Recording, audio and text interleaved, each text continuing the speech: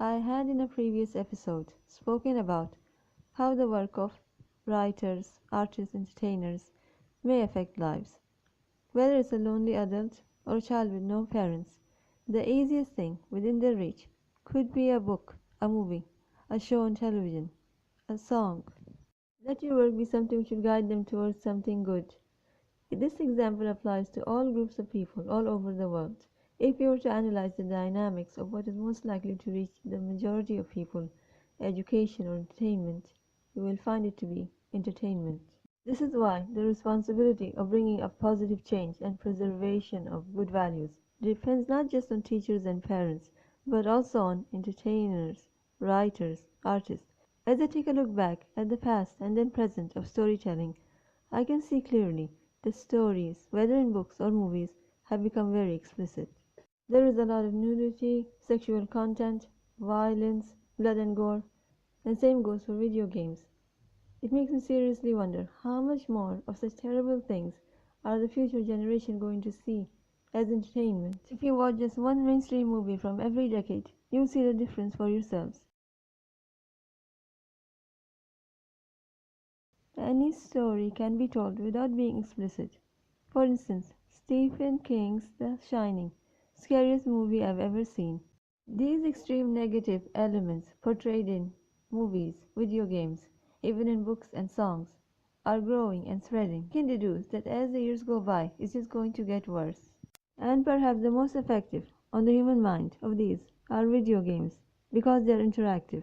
Another very disturbing pattern which has come to my attention is the humanization of robots, which is a realistic illusion, a false reality, because robots will never be human or alive. At the same time, there is dehumanization of humans, happening in so many forms, the worst of which I would say is the realistic dead bodies for decorations during Halloween. Is this not dehumanization of humans? It is the seed of zombie mentality. Another problem I deduce from current events the future might hold is regarding the storage of information. Information is ever increasing. One might say in the future we might be able to store a lot more information than we can at present. It may be quantum computers, but the question is how secure will this information be against hackers and thousands of different viruses? In the future it might be millions.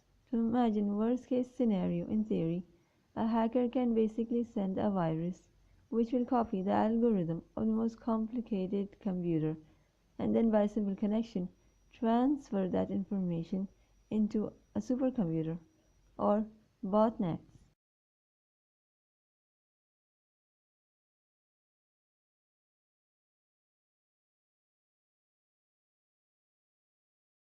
There the codes are cracked by the artificial intelligence which has a more sophisticated software.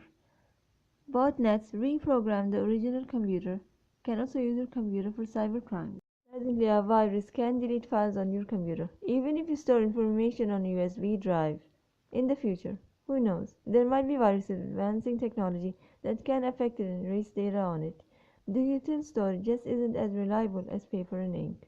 At the rate at which we are losing trees, in the future, very few people will be able to store information which won't be at risk of being lost forever by hacking or viruses. Former FBI Director Mr. James Comey's A Higher Loyalty. I recommend it, considering the powerful position of the author. His knowledge is of immense value. Senator Hillary Clinton's What Happened? She is the first woman who came so close to becoming President of the United States. She was also First Lady and Secretary of State. Professor Brian Clous's The Despot's Accomplice. He's a fellow at the London School of Economics, and he has written an interesting take on politics from a Western perspective. Sir Richard Branson has written several books and is a business magnate.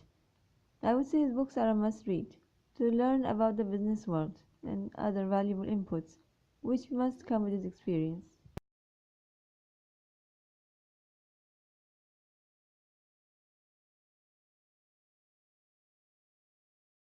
Journey to the Center of the Earth by my favorite writer, Jules Verne. Warning, if you have phobias about being locked in small spaces, don't read this book, because the book gives a realistic and captivating take on an impossible journey. I recommend any of the books on my site, Desk and Book.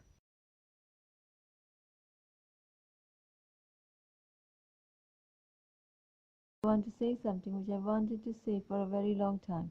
The media and all those who viciously practice their right of free speech and expression, please do not practice this right at the possibility of innocent people losing their lives. In 2015, a satirical magazine made fun of Prophet Muhammad, and the response from some Muslims was violent. As a sensible Muslim, I know I can't react violently, but there are crazy Muslims out there, even if they are few, and they did react violently. There was a shooting at the magazine's office, and among those killed was a French Muslim police officer who was patrolling the area outside the office.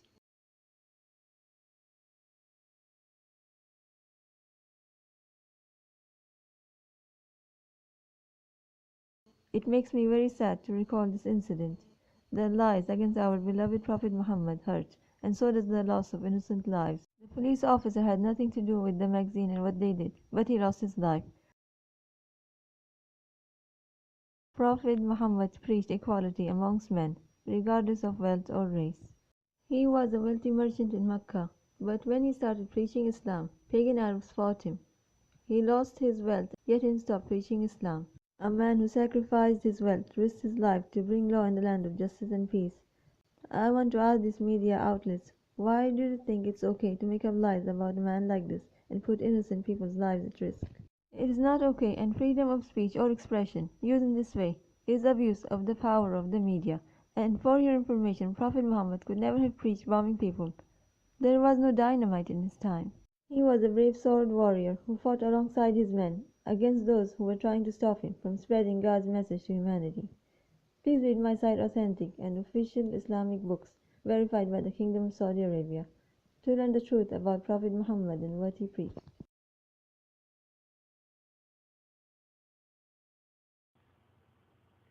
Dear Arjuan,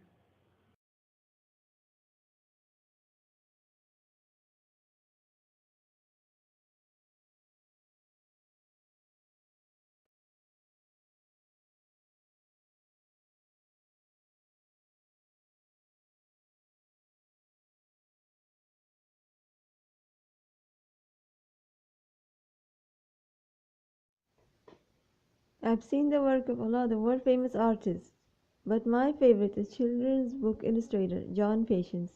I've never seen a children's book illustrated more beautifully than John Patience's work.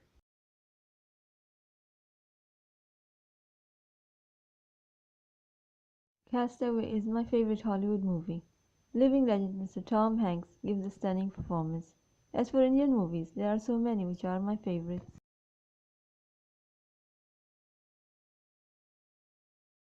Hasbi Rabbi by Sami Yusuf. It's close to my heart because he sings about the Islamic faith in God. Here's a clip.